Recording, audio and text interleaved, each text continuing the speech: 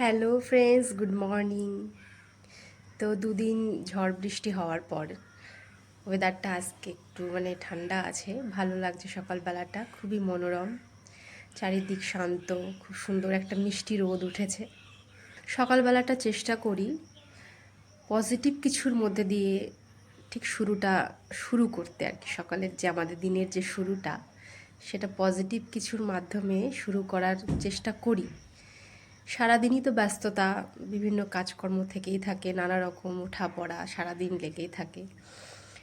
তো যাই হোক, মর্নিং শোজ দ্য ডে কথায় আছে, তো চেষ্টা করি ভালো কিছুর মধ্যে দিয়ে দিনটাকে শুরু করা। তো সেই জন্য আমি মাঝে মাঝে কিছু মনীষীদের বাণী পড়ার চেষ্টা করি, ভগবান শ্রীকৃষ্ণের বাণী পড়ার চেষ্টা করি।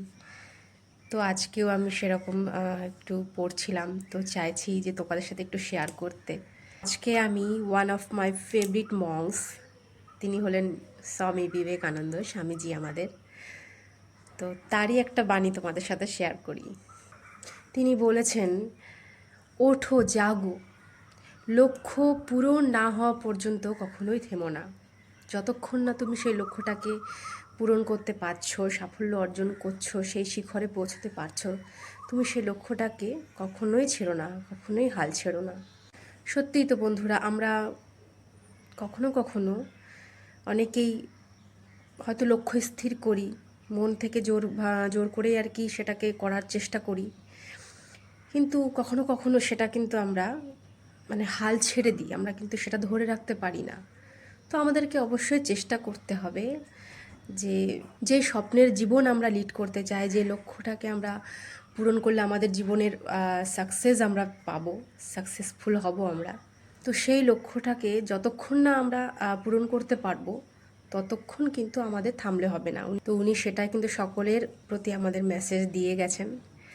তো সত্যিই তাই বন্ধুরা, চেষ্টা করব ওনার বাণী মেনে চলার। জানি না কতটা কি সফল হতে পারি আমরা সেগুলোকে মেনে চলার, তবে চেষ্টা চালিয়ে যাব যতটা পারি।